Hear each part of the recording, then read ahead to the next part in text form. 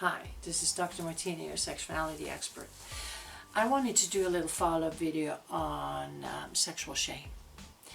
Last week I did the video called Can I avoid female sexual shame? And in that video I mentioned that the 2 steps that we have to do in order for shame not to exist in our sex life, or at least keep it out as much as possible. And that is we would have to become aware of it first, be able to identify it, see its face, and then take it in a ring and battle it out and come out as a winner of it, as a sex positive person. So I want to go a little deeper into this. Just in case you're not quite sure or not convinced that sexual shame is part of your sex life, then I want to share a little statement that I just heard the other day, which I think is delightful. And that statement is, sex at its best is play for grown-ups. An adult version of 2 little children rolling together down the hill. So if your sex is play, and you can say yes to that, then I am so happy for you and keep doing what you're doing. And if it's not, then I can pretty much guarantee you that shame is part of it. Shame's gotten her finger in there, and not in a good way. So how do you become aware of sexual shame? I can tell you 3 places that the potential of sexual shame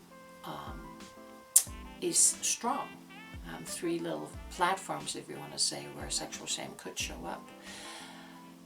One is wherever there is secrecy.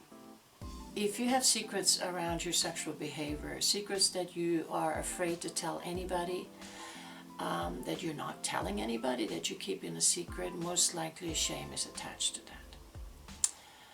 Wherever sexual desire eludes fulfillment. If you have sexual desires that you're not allowing yourself to be fulfilled, I'm pretty sure the wall that's between sexual desire and fulfillment is called shame. And then the 3rd one, wherever sexual norm controls sexual self. If you make certain sexual statements like, I don't touch myself down there, it's most likely the sexual norm that's talking and not your sexual self, I hope. So those are places where sexual shame can show up, and most likely does show up. So when you're in those situations, become aware. Become aware of statements that you're saying. Write them down immediately. I mean, everybody has a phone. I have a little notebook where I write mine down. So people have phones, whatever form you want to help yourself out with, Pay attention to your thoughts and pay attention to your actions.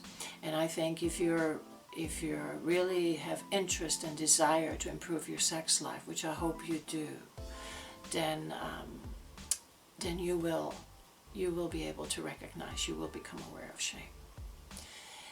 And so how do you fight it? Well, actually most of us are already doing it, because sexual fantasy is one of the ways where we try to undo sexual shame. We actually, in our fantasies, we think of things that our desires get gratified. I don't think anybody fantasizes about sexual things where you're not being satisfied, one way or the other. So we allow ourselves that in our fantasies. It would be great if we're also doing it in our real activities. So we're doing some of it. We're facing some of that sexual shame. I just lost my power. Well, how about that? Wow. Well, I hope I'm gonna finish it, because and I hope you can see me. This is funny, in the dark, speaking about sexual shame. Anyway, how do you fight it? You're already doing it with your fantasies. And then, you know, do it when you hear statements that are just, they're rattling your cage of sexual shame. You identify them and say, oh my God, this is sexual shame. And then you just say, is that statement really true? You know, why can't I not say, I am touching myself? I'm touching my vagina. I don't have to say I'm not touching myself down there, you know? Watch your words. They're powerful.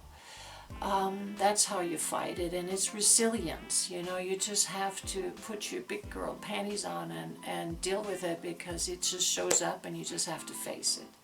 I remember in the 80s, early 80s, when I first came to San Francisco, and I had my first relationship, my first girlfriend, and I was walking down the street, the market, and I never forget it, and the Safeway, right there, market, and in the area from the Castro, and she tried to hold my hands, and I pulled it away, and she says, why are you not holding my hands? Are you ashamed? And I said, yes, I am.